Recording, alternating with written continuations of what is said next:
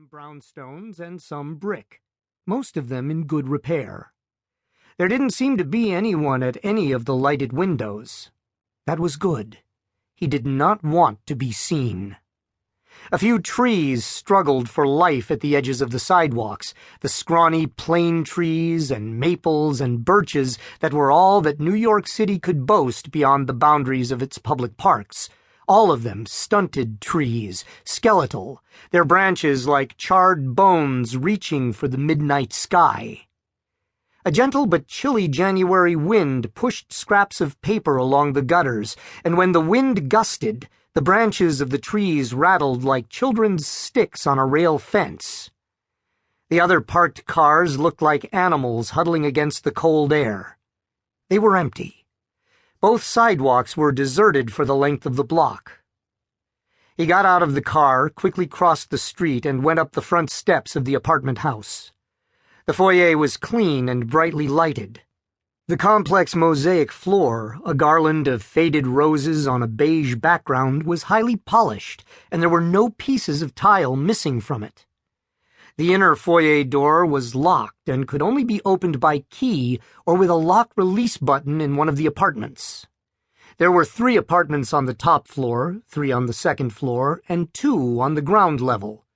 Apartment 1A belonged to Mr. and Mrs. Harold Nagley, the owners of the building, who were on their annual pilgrimage to Miami Beach. The small apartment at the rear of the first floor was occupied by Edna Mowry, and he supposed that right now Edna would be having a midnight snack or a well-deserved martini to help her relax after a long night's work. He had come to see Edna. He knew she would be home.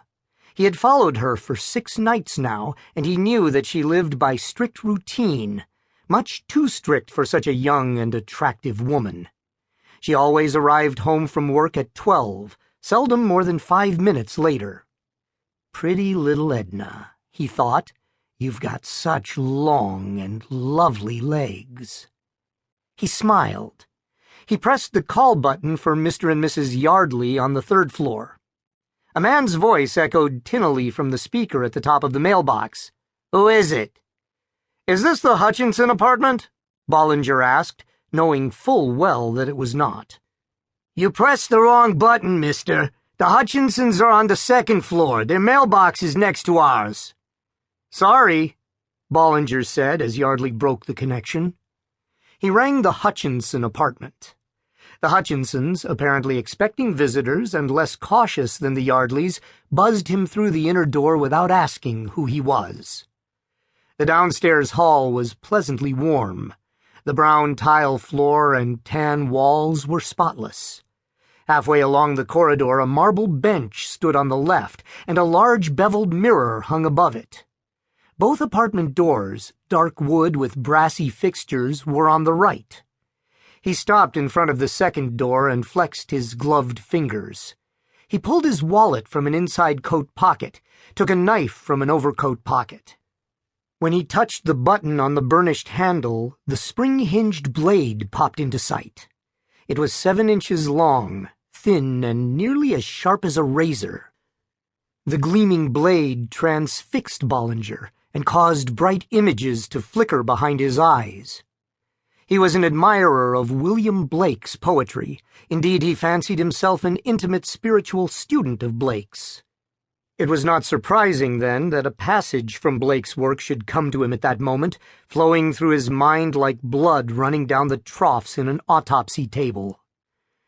Then the inhabitants of those cities felt their nerves change into marrow, and the hardening bones began in swift diseases and torments, in shootings and throbbings and grindings through all the coasts, till, weakened, the senses inward rushed, shrinking beneath the dark net of infection. "I'll change their bones to marrow sure as hell," Bollinger thought.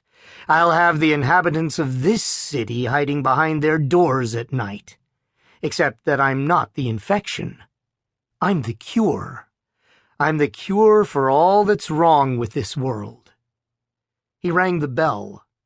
After a moment he heard her on the other side of the door, and he rang the bell again.